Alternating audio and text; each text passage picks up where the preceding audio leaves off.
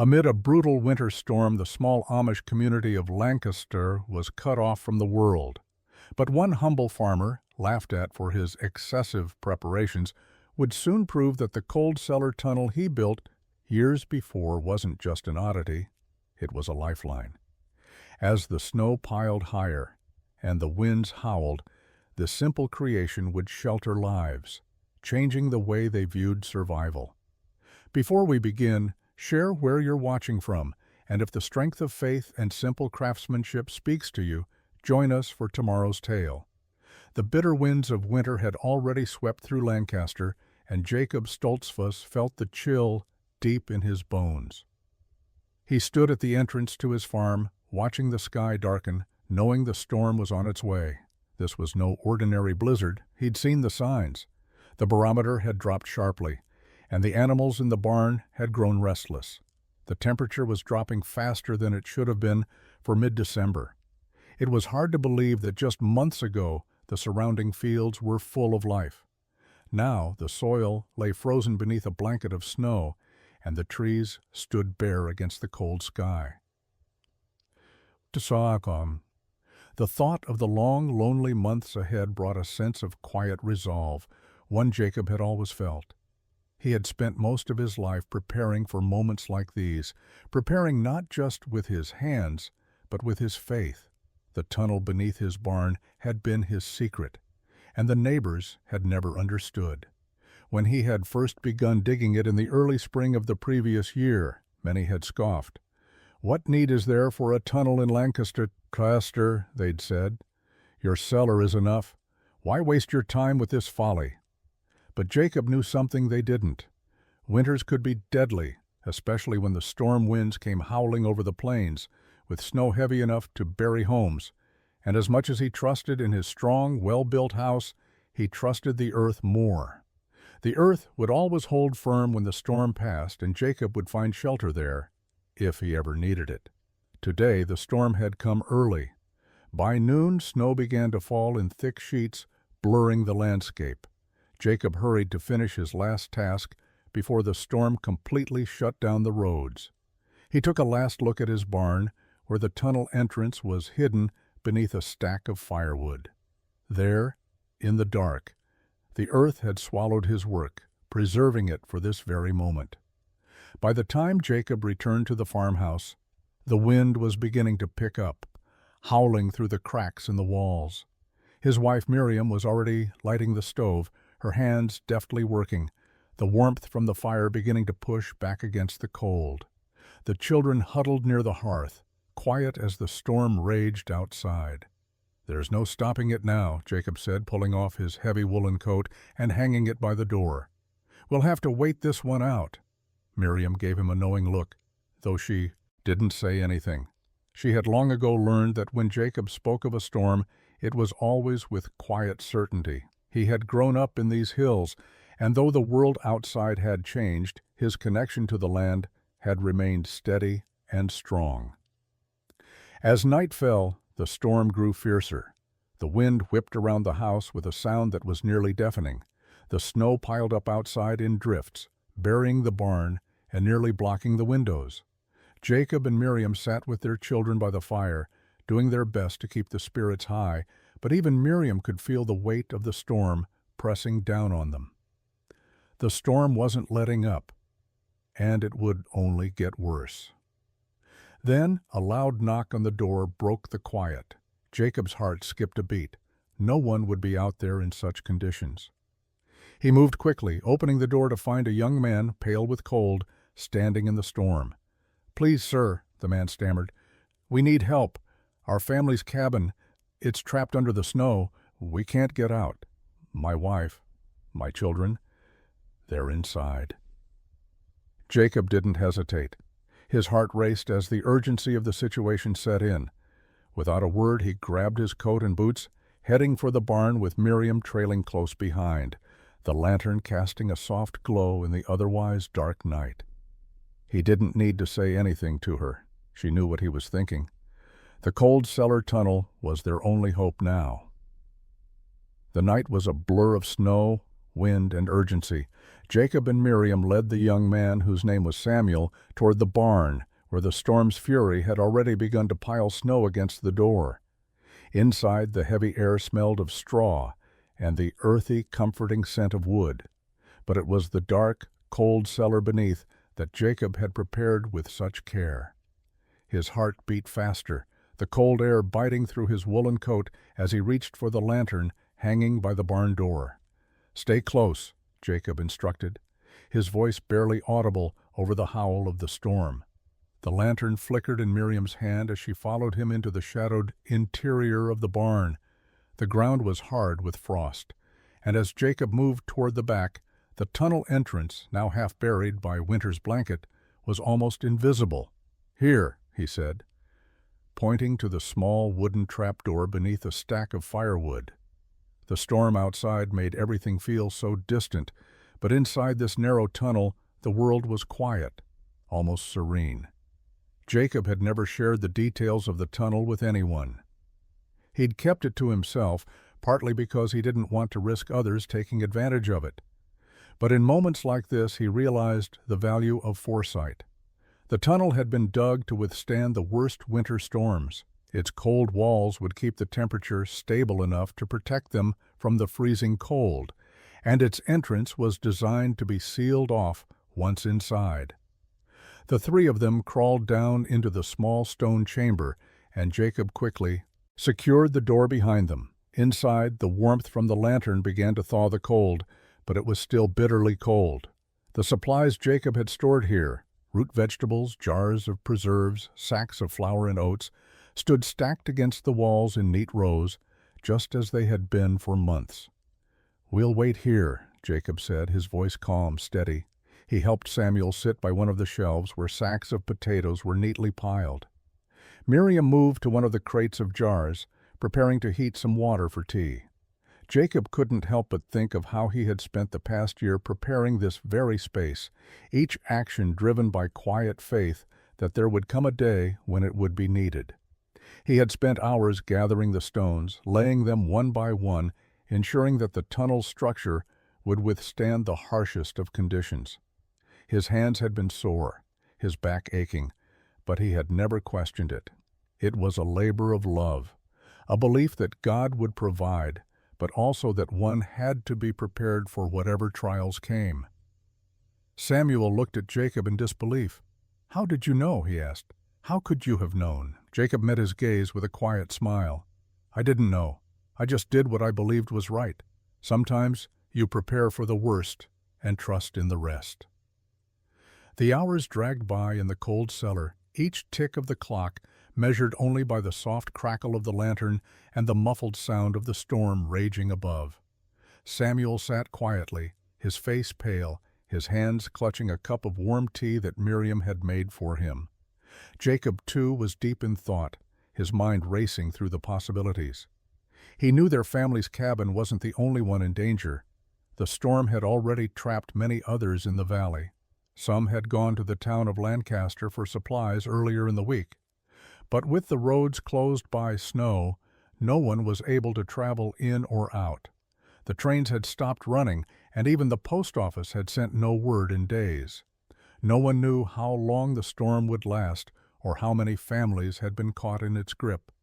The world outside felt as if it had been swallowed whole by the storm, and all they could do was wait. Miriam sat beside him, her hand resting gently on his. "Jacob," she whispered, breaking the stillness, "do you think they'll make it?" Jacob looked up at her, meeting her gaze, his eyes calm, despite the uncertainty. "I believe they will," he said simply. "We're not the only ones with a way to survive this storm, and if they can't make it through this night, then we'll help them. We always do." It was that unspoken understanding, that deep trust in the strength of their community, that made Jacob's heart settle. Lancaster had always been a tight-knit place. Neighbors looking out for one another, helping in times of need. The old saying in their community was, "When the storm comes, you stand together or you fall alone." The lantern flickered in the silence, casting a soft glow across the walls, and in that moment it felt like the whole world had paused, waiting for the storm to break. But Jacob knew deep down that this storm wouldn't break until it had tested them all. He looked at Samuel, who was still staring at the walls in silent awe, and then at Miriam, her brow furrowed with concern. He had done what he could. The tunnel, the shelter, the careful planning, it was all meant for times like these. But now it was more than just survival. It was a matter of faith. Faith in his preparation, in his family, and in the kindness of the neighbors who would eventually find refuge here. But it was also a lesson. Sometimes survival wasn't just about what you had. It was about what you gave. In the quiet of the Cold-Cellar, Jacob allowed himself a moment of peace. The storm would pass. The world would move on. But the lesson would remain. Prepare for the worst and trust that God would carry you through. The storm continued through the night, its roar unrelenting, as if the very heavens were determined to test the limits of their endurance. Inside the Cold-Cellar, time had become an abstract concept, marked only by the shifting shadows cast by the flickering lantern. Jacob, Miriam, and Samuel had settled into a rhythm. Jacob watching the lantern, Miriam preparing small meals from their stored goods, and Samuel quietly resting, his eyes occasionally flicking toward the small window, though the storm outside made it impossible to see anything but the white blur of wind-driven snow. At some point during the long night, Samuel had fallen into an uneasy sleep, his body curled on the cold stone floor next to the shelves of provisions. Miriam sat cross-legged beside him, wrapping herself in a blanket, though the warmth of the fire and the tight space made the cold less biting. Jacob, on the other hand, couldn't rest. His mind kept returning to the other families, the neighbors who might have been trapped in their homes or caught outside when the storm hit. How many had prepared as he had? How many would need to be rescued once the blizzard passed? Jacob had always been a man of action, of doing what needed to be done. But now, in the silence of this waiting, he felt the weight of every decision, every moment of preparation, and the knowledge that the storm was a test, not just of endurance, but of compassion. The morning light was still hours away when Miriam finally spoke, her voice low but steady. "Jacob, I think I hear something." Jacob's attention snapped to her, his heart quickening. He rose from his place near the lantern, straining to hear over the howl of the storm outside. "Are you sure?" he asked, moving toward the small trapdoor that led to the barn. "Listen," she whispered. For a moment all he could hear was the wind and the creaking of the barn's wood. But then, faint but unmistakable, came the sound of voices, muffled, distant, but clearly calling out. Jacob's heart leapt. "They've made it," Miriam said, her voice a mixture of relief and disbelief. Jacob moved quickly, unsealing the tunnel's entrance and pushing aside the heavy layers of snow that had gathered overnight. As the door opened, the bitter wind rushed in, but the voices grew louder, clearer. They were close now. Without a word, Jacob grabbed his coat and lantern, urging Miriam to stay behind with Samuel. The tunnel's warmth would be their only protection from the storm, until he could get them all to safety. Out in the storm, Jacob squinted through the blinding white, his heart hammering as he pushed forward. Each step was a battle against the wind, and the snow was thick, clinging to his coat like a frozen shroud. The voices guided him, faint but persistent. Finally, through the swirling snow, he saw them, his neighbors, huddled together in the cold, their faces pale with exhaustion and fear. The sight of Jacob brought an instant sense of relief to the small group. "Jacob!" shouted one of the men, his voice hoarse. "We've been searching, but we couldn't find our way back. We thought the storm would bury us." Without hesitation, Jacob waved them forward. "This way." Quickly now. The wind howled louder as they made their way toward the barn, the snow pushing against them with a force that seemed determined to turn them back.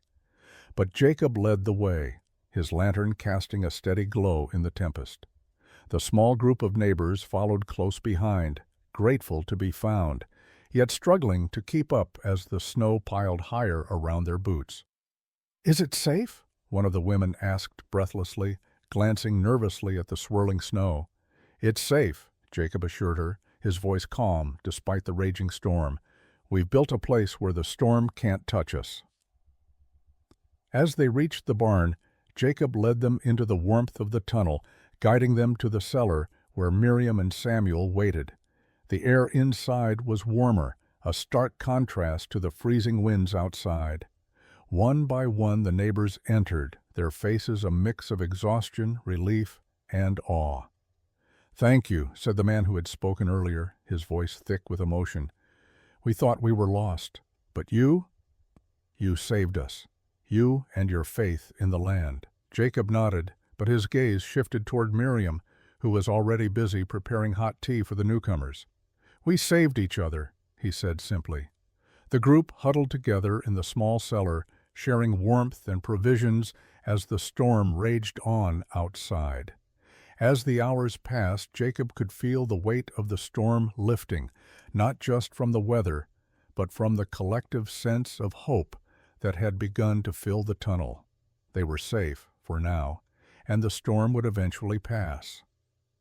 The neighbors, once skeptical of Jacob's quiet ways, now understood the value of his foresight. It was a lesson they had learned the hard way. Survival was not just about building a house, but about building a community, a place to shelter not just from the elements, but from the trials of life itself. Jacob stood near the entrance, watching the snow fall gently outside, his heart full of gratitude. The tunnel that had once seemed like an unnecessary effort, a solitary decision made in quiet faith, had become a refuge for everyone who had sought shelter. And in that moment, Jacob knew that the work he had done, the choices he had made, were not for himself alone. They were for all of them, for the survival of the community that had become his family. When the storm passed, they would rebuild together. But for now, they had each other, and in this cold world, that was enough.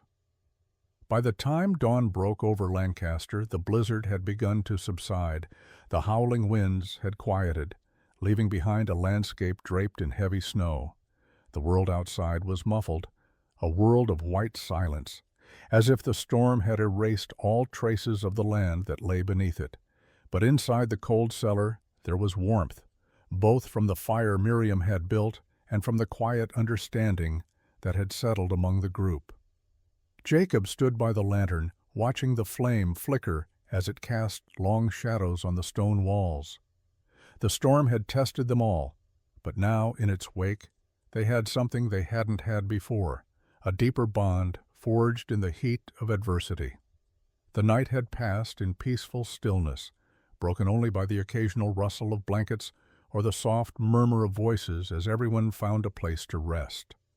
The newcomers, still shaken by their ordeal, had finally begun to relax, finding comfort in the shared warmth of the shelter. Miriam had spent the night preparing food from their stores, warm bread and freshly made butter, potatoes from the cellar, and thick soup to fill their bellies. It was simple food, but it was enough.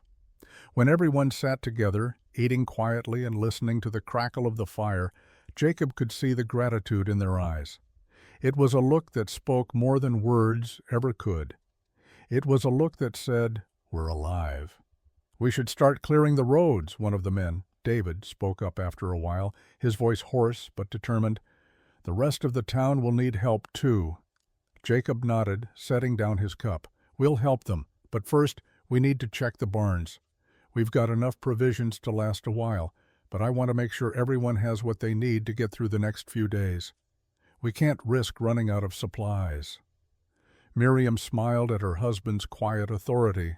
"I'll stay here with the children. You'll need to take the lantern, and we can't have you going out without something to eat first. Stay safe, Jacob." "Of course." Jacob's voice was soft, full of love and understanding. He placed a hand on her shoulder, then turned to the group. "We'll make sure everyone is well. We'll get through this together." As they moved toward the barn, the sun had finally begun to rise, casting a pale light over the snow-covered fields. The work ahead would be long and strenuous, but there was something different in Jacob's steps now. The fear that had gnawed at him during the storm was gone, replaced by a quiet certainty. He had done what he needed to do. He had prepared, not just for himself, but for others as well. And now, in the calm, after the storm, he could see that his faith in the land and in the community had not been misplaced. The days that followed the storm were long, filled with the hard work of clearing the roads and making sure the other families in Lancaster were safe. Jacob and his neighbors worked tirelessly, moving snow, rebuilding what had been lost, and finding shelter for those still trapped in their homes. But as much as the storm had challenged them, it had also brought them closer together. The community that had once stood on the periphery of Jacob's life now felt more like a true family. It wasn't just the shared struggle, it was the shared understanding that survival, in its truest sense, meant more than just enduring. It meant helping one another, carrying each other through the trials of life. Jacob's Cold-Cellar tunnel became a symbol of that understanding. What had once been a solitary project, built in quiet faith, had turned into a beacon of hope for those who had nowhere else to turn. Neighbors who had once ridiculed Jacob's excessive preparations now came to him for advice, not only about shelter but about how to live a life rooted in humility, in craftsmanship, and in faith. One morning, as Jacob worked in his barn, his neighbor, William Crawford, approached him. The man looked different now, his face weathered by the trials of the storm, but his eyes were filled with gratitude. "Jacob," William began, his voice low, almost hesitant, "I owe you an apology. For all the times I called you a fool for building that tunnel, I see now that it was the wisest thing anyone could have done." Jacob stopped what he was doing and looked at William, his expression soft. "You were only thinking of what you knew. We all have our own ways of preparing for the unknown. But you were right," William continued, his words sincere. "You were thinking beyond what most of us could see. And in doing so, you saved us all." Jacob gave a small, humble nod, as though the words didn't surprise him. But still, they were a reminder of the importance of perseverance and foresight. It wasn't just me. It was all of us. We all did what we could to get through it. And you've made me see that," William said quietly. "I'm going to build differently from now on. I'm going to prepare the way you've prepared, and I'll teach my children the same." Jacob smiled, a quiet pride filling his heart. It wasn't about being right. It was about the legacy of care, of preparing for the worst so that others could survive. It was about faith in the unseen work that built a foundation strong enough to withstand anything, even the harshest of storms. As the weeks passed, Lancaster slowly recovered.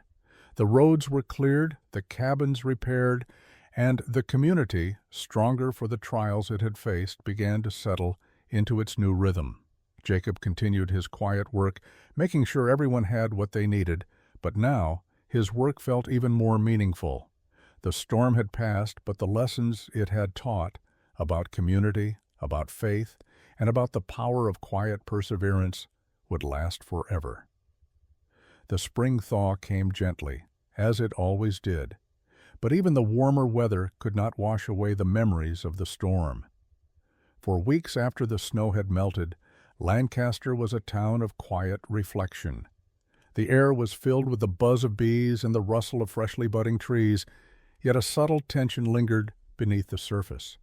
It wasn't the weather that troubled the people now, it was what had happened during the storm, and what would happen next. Jacob had been at the forefront of the relief efforts, his work never ending. Each day he helped rebuild homes, repair barns, and ensure that every family had enough supplies to make it through the rest of the season. His quiet determination had earned him the respect of his neighbors, but it had also forced him to confront something he had never expected. It wasn't just the practical need for survival that had brought them closer, it was something deeper. The storm had revealed the cracks in their self-sufficiency, the fragility of their pride, and the need for humility and community. Many had learned, as William Crawford had, that survival wasn't just about one person or one family, it was about all of them, standing together. But there was one thing Jacob hadn't anticipated. His success in providing shelter and sustenance had sparked a new sense of dependence among his neighbors, and with that came a storm of its own, a storm of expectations. The pressure weighed heavily on him. Jacob had always been a private man, content with his work and his family. He had never sought accolades or attention, and yet, in the weeks following the storm, his name became synonymous with survival. He had become the unofficial leader of Lancaster, a place where quiet men like him usually stayed in the background. But now, every time he stepped into town, there were eyes on him. Neighbors sought his advice on everything, from how to build stronger homes to how to grow crops more efficiently. There were even whispers of him being asked to take leadership in the local council. Jacob had never wanted to lead. He had never asked for praise. All he had ever wanted was to live simply with his family, doing the work of his hands. The expectations began to gnaw at him, causing him to retreat further into himself. Every request for help felt like a chain pulling him deeper into a role he wasn't sure he was ready for. One day, as Jacob worked in his barn, he heard footsteps crunching on the gravel outside. He didn't need to look up to know who it was. William Crawford, as if sensing Jacob's internal struggle, was walking toward him. The two men had become close after the storm, their shared work creating a bond that went beyond the surface. "You've been working harder than anyone I know, Jacob," William said, his voice laced with concern. "You've done more than enough." Jacob didn't respond immediately, his hands still busy as he adjusted a plow handle.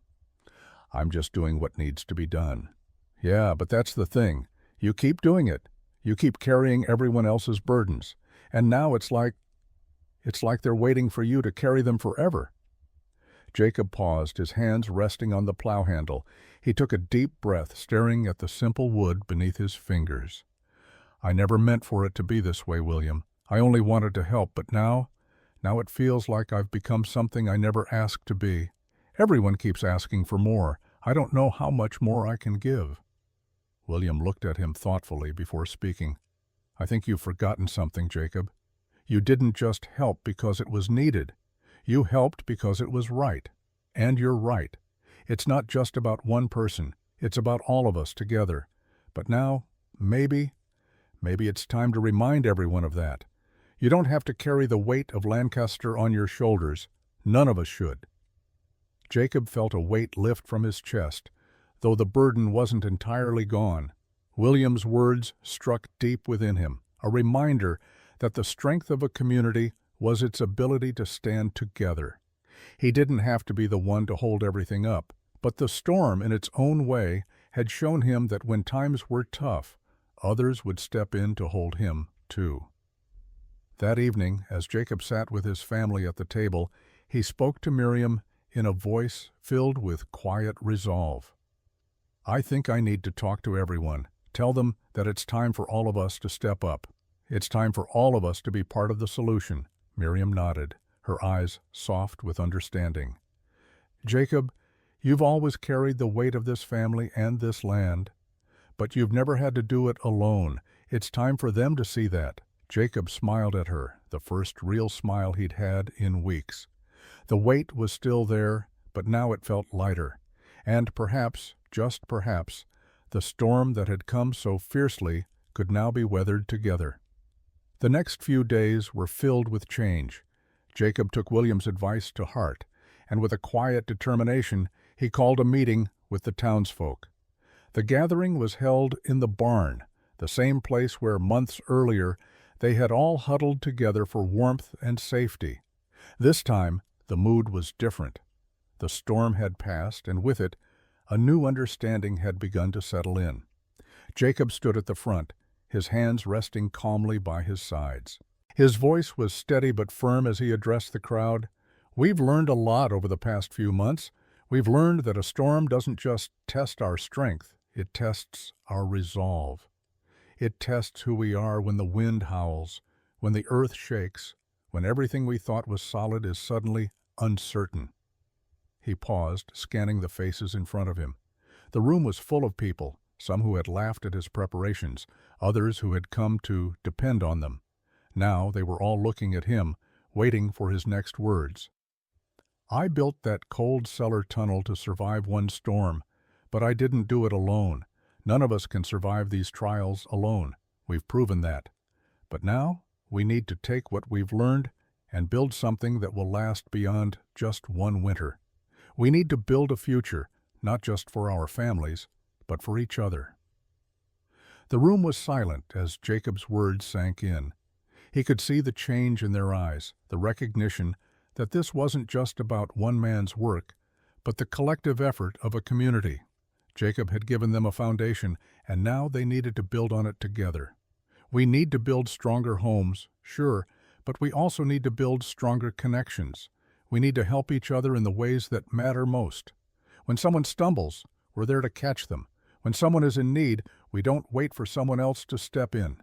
We step in ourselves. The crowd began to murmur, nodding in agreement.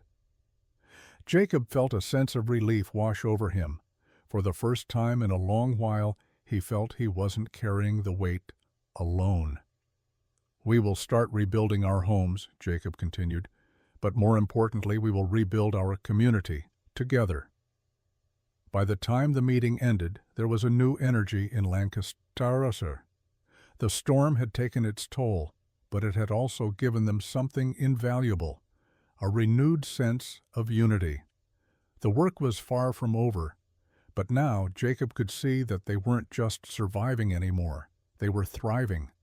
They were building for the future together, and that, Jacob realized, was the greatest preparation of all.